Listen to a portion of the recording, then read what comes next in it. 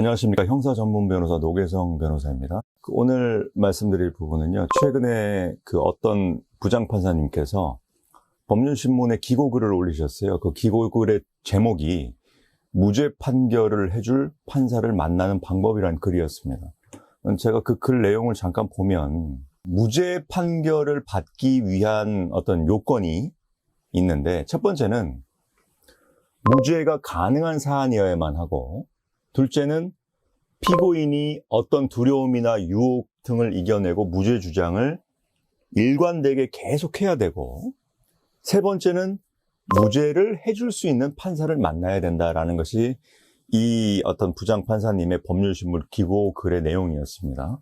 거기에 더불어서 저는 네 번째로 의뢰인의 주장을 믿고 무죄에 부합되는 주장 및 입증 자료를 잘 정리해서 충실한 변론과 정교한 서면을 제출해 줄 수 있는 그런 변호사를 만나서 일을 했을 때 이제 무죄 판결이 나오지 않나 이런 생각을 해봅니다. 그래서 오늘은 그 네 가지 어떤 쟁점 사항을 가지고 어떤 무죄 판결을 받기 위해서 필요한 요건이 무엇인지에 대해서 간단히 말씀드리고자 합니다. 아까도 말씀드렸다시피 첫 번째는 기본적으로 이제 무죄가 가능한 성질의 어떤 사실관계나 어떤 죄명이어야만 하는 거예요. 법리적으로 무죄 주장이 가능한 그 사건 자체가 무죄가 가능한 어떤 그런 성질의 것이어야 된다는 것이죠. 제가 이제 다음 편 유튜브에서도 말씀드리겠습니다만, 최근에 제가 무죄 판결 받은 어떤 부동산 사기 사건 같은 경우도, 사기 사건 같은 경우는 기망행위가 있고 기망행위에 따른 상대방의 어떤 처분행위가 있고, 그 기망행위와 처분행위에 따른 어떤 인과관계가 있어야 되는데, 저희 의뢰인 같은 경우는 그 피해자에게 직접 어떤 설명을 행한 바도 없었고, 기망행위를 행한 바도 없었고, 어떤 조건으로 매매 계약이 됐는지도 몰랐던 상황 속에서 어떤 회사의 직원이 어떤 부동산 매각 행위를 하는 데 있어서 어떤 설명이 됐는지 몰랐던 상황이었습니다. 그러다 보니 기망행위와 처분행위 사이의 인과관계도 없고, 기망행위 자체도 어떤 신문 기사나 어떤 관공서의 어떤 보도 자료, 어떤 고시, 이런 어떤 공개된 자료를 통해 설명을 했다는 어떤 그런 내용이었기 때문에 기망행위 자체가 인정되지 않는다라는 게 전제가 되고, 기망행위와 처분행위 사이 인과관계도 없다라고 판단이 돼서 전부 무죄가 나온 케이스가 있는데, 이처럼 그 사건 자체가 어떤 범죄의 구성 요건에 해당성이 없거나 어떤 구체적인 사안에 따라서 지금 무죄가 가능한 어떤 사건 자체가 무죄가 가능한 그런 부분이어야 되고요. 이 두 번째부터는 좀 실무적인 부분입니다. 신문기사 그 부장판사님의 기고글에서는 두 번째 요인으로는 피고인이 어떤 두려움이나 유혹을 이겨내고 일관되게 무죄 주장을 계속해야 된다라고 나와 있습니다. 결국 당사자 본인이 무죄 주장을 강력하게 하는 상황이어야 되거든요. 근데 문제는 일관돼야 됩니다. 보통 수사의 시작이 이제 경찰 조사에서부터 시작이 되니까요.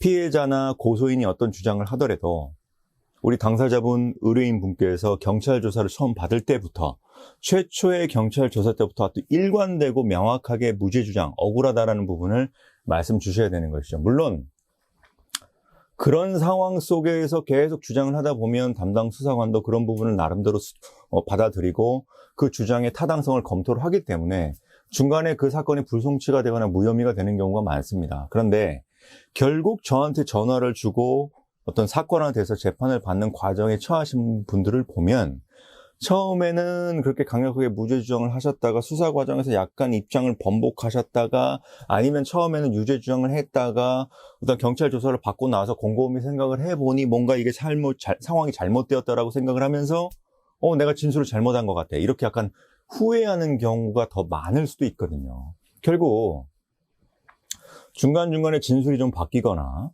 그리고 재판을 받는 과정 속에서 지난날의 어떤 경찰, 검찰 조사 과정을 되돌이켜 봤을 때 본인이 진술을 좀 잘못한 것 같다, 수사관의 유도신문에 뭔가 잘못 진술한 것 같다, 경찰서에 가본 것도 처음이고 검찰에 가본 것도 처음이고 해서 당황하고 경황이 없는 나머지 뭔가 조금 진술을 잘못한 것 같다라는 그런 생각이 들었을 때는, 방금 전에 말씀드렸던 이 신문기사에 나온 두 번째 요건, 피고인이 어떤 두려움이나 유혹을 견뎌내고 무죄 주장을 계속하지 못하는 경우도 있을 수 있거든요. 하지만 그럼에도 불구하고 공소장을 보고 재판에 받는 상황에 처한 당사자 본인은 내가 억울한데 무죄 주장을 강력하게 해야 되는데 그런 상황이 있을 수 있는데, 방금 전에 말씀드린 어떤 두려움이나 유혹을 이겨내고 일관되게 무죄 주장을 하지 못했던 경우에서도 재판에서 무죄가 나오는 경우가 있습니다. 이런 부분은 어떻게 해야 되냐면 법원 재판 과정에서 제가 이제 다른 영상에서도 이제 지속적으로 말씀드렸다시피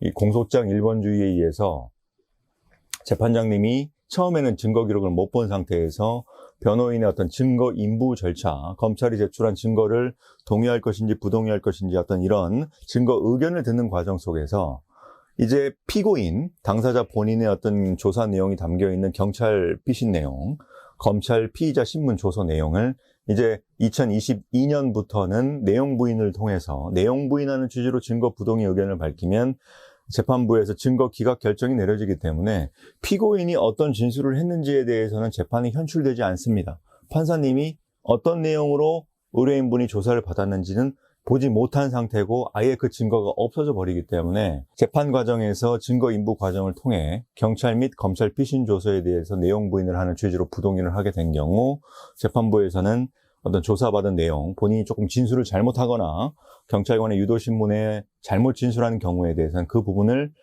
재판부에 현출되지 않고 증거를 없앨 수 있는 과정이 있기 때문에 그런 부분은 방금 전에 말씀드린 피고인이 어떤 두려움이나 유혹을 이겨내고 일관되게 무죄 주장을 하였는지에 대해서는 배치되지 않고 변호인의 변론을 통해서 계속 무죄 주장을 계속할 수가 있는 상황이 되는 겁니다. 그러니까 증거 인부가 굉장히 중요합니다. 저희 법인에 오는 사건 중에 이제 항소심, 1심 재판이 굉장히 잘못돼가지고 항소심에서 오는 경우가 많은데 방금 전에 말씀드린 것처럼 잘못 진술된 부분이 있다면 경찰 조사 내지 검찰 피신 내용을 내용 부인을 통해서 어떤 증거 기각 결정을 받았었어야 되는데 그냥 1심 변호사가 그냥 다 증거 동의를 해버립니다.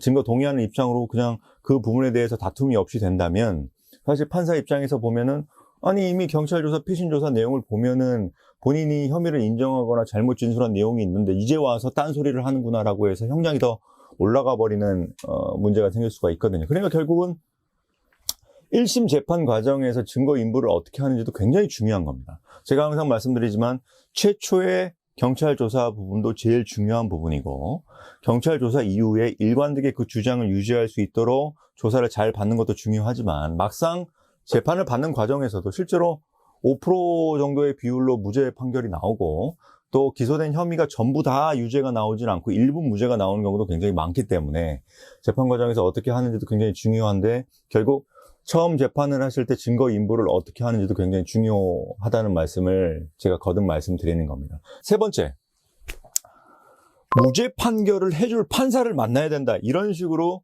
신문 기사 내용에서는 이제 무죄 판결을 받기 위한 어떤 요건으로 세 번째는 이 판결을 하는 판사를 잘 만나야 된다. 어떤 이런 취지의 내용이 나오는데 이 말도 틀린 말이 아니에요. 왜 그러냐면은 재판부 성향을 이제 보면은 그 판사님이 굉장히 엄격한 기준을 가지고 있는 사람도 있습니다. 왜냐하면 판단을 하는 사람이 다 다르기 때문에 생각을 해보십시오. 옛날에 저희가 뭐 초등학교, 중학교 다니지만 학교 반별로 선생님이 다 다릅니다. 선생님이 다 달라요. 선생님마다 스타일이 다 다르고 판사님마다 스타일이 다 다르고 사람이기 때문에 컴퓨터처럼 똑같지 않고 정교하지 않습니다.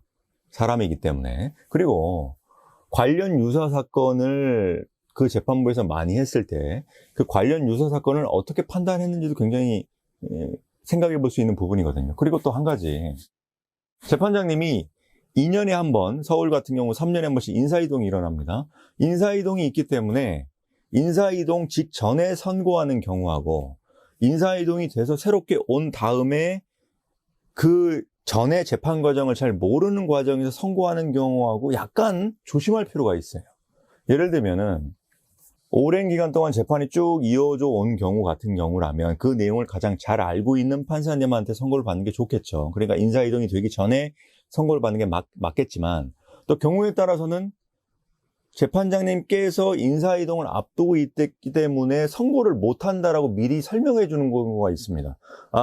재판이 이렇게 진행이 됐지만 이번 인사이동이 있기 때문에 다음 재판은 뭐 3월 내지 4월 이후로 좀 길게 뒤로 잡겠습니다. 이러면은 우리는 이 사람한테 판결을 받는 줄 알았는데 알고 보니 그 다음에 오는 판사님한테 판결을 받는 거거든요. 물론 이제 일반인 분들은 아무래도 뭐 이전에 판사님이었던 그 재판의 과정이 잘 인수인계가 되겠지라고 생각하는 게 통상적이겠지만 실제로 이제 제가 재판을 해보고 저희 법인의 이제 판사 출신 대표님한테도 그 실상을 들어보면 새로 오신 판사님들에게 그 예전 사건만 처리하는 것이 아니라 새롭게 들어오는 사건도 굉장히 많기 때문에 그 예전 재판장님이랑 직접 뭐 연락을 하거나 의사소통을 뭐 이메일을 주고받 이런 과정을 통해 인수인계를 받는 절차는 전혀 없고요. 다만 이제 공판 조서나 어떤 메모를 통해서 과거에 재판이 어떻게 진행되었다라는 것이 이제 서면을 통해서 조금 확인되는 과정이 있지만 그것조차도 사실 전임 재판부가 후속 재판부의 어떤 재판부의 어떤 권한을 침해한다고 생각이 돼서 오히려 그런 어떤 예단을 심어줄 수 있는 부분을 잘 기재하지 않는 경우도 많다고 합니다. 그렇기 때문에 새로운 판사님은 아무것도 모르는 상태에서 새롭게 판단을 할 수밖에 없는 그런 업무 상황에 처하는 겁니다. 그런 상황 속에서라면 재판부가 바뀐 상황에서는 아무래도 기존에 진행됐던 재판 과정을 전혀 모르시기 때문에 그런 과정을 좀 충분히 설명하는 과정이 필요합니다. 그래서 저 같은 경우는 사실 증인신문이 이미 있었던 경우라면은 증거 조사의 방법을 간이한 방법으로 하지 않고 기존에 증인신문했던 모든 과정을 실제로 그 녹취 내용을 다 들어보는 과정을 통해서 확인하는 과정이 있을 수도 있거든요. 실제로 신문 기사 내용을 보면은 어떤 그 대법원장님 사건인데요. 양승태 대법원장님 사건 같은 경우는 예전에 있었던 증인신문 과정을 모두 녹취를 직접 다 들어보는 재생하는 방법으로 지금 그 재판부가 바뀌기 전에 진행 상황을 다 확인하는 과정을 거치고 있거든요. 근데 물론 새롭게 바뀐 재판부에게 그렇게 요구할 수도 있겠습니다만 사실 그거는 후속 재판부의 업무에게 굉장히 많은 부담을 주는 거예요. 왜냐면은 그런 과정을 계속 하다 보면 전임 재판을 하면서 진행됐던 모든 과정을 일일이 녹음을 통해 들어봐야 되니까 굉장히 많은 시간이 할애될 수밖에 없고 그 재판부가 그 전 사건만 하는 것이 아니라 새로운 사건이 계속 들어오기 때문에 한 달에 뭐 100건, 200건씩 계속 들어오기 때문에 그걸로 시간을 많이 할애하게 하는 것은 어떻게 보면은 그 뒤에 있는 재판부의 시간을 굉장히 많이 뺏는 것이거든요. 그렇기 때문에 일반적인 사건 같은 경우는 그런 식으로 과거에 진행된 사건을 일일이 다 어떤 녹음 파일을 재생해보는 방법으로 뭐 들어보자 이렇게 하는 것은 굉장히 적절하지 않고요.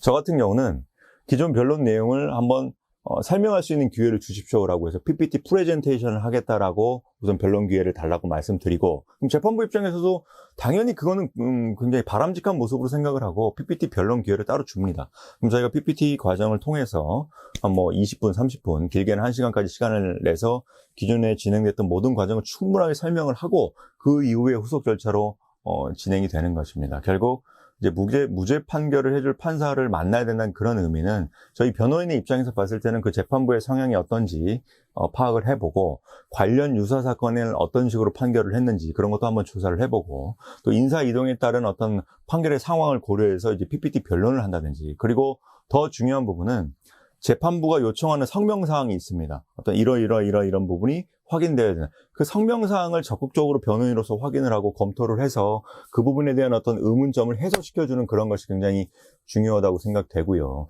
마지막 네 번째는 결국 이런 부분을 모두 도와줄 수 있는 변호사의 역할이 중요하다고 생각되는데 제 생각에는 우선 첫째 의뢰인의 주장을 우선 믿고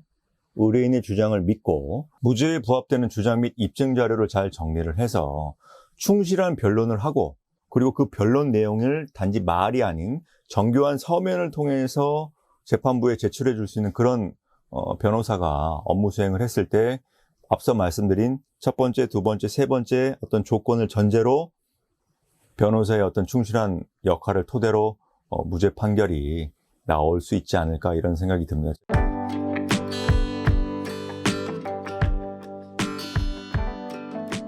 도움이 필요하신 의뢰인분께서는 저한테 카톡이나 어떤 메시지를 주시면 제가 그 내용을 보고 제가 알고 있는 범위 내에서 도움을 드릴 수 있으면 도움을 드리도록 하겠습니다. 다만 내용을 주실 때 본인이 어떤 사실관계에 처해 있는지에 대해서는 약간 정리를 하시고 또 1심 판결문이 있다면 1심 판결문을 같이 보내주시든지 아니면 공소장이 있으면 공소장을 다시 같이 보내주시든지 어떤 기본 자료를 저한테 좀 이메일이나 어떤 카톡이나 문자로 보내주신 다음에 상황이 이렇습니다. 어떻게 처리하면 좋을지 저한테 문의를 주시는 것이 좋습니다.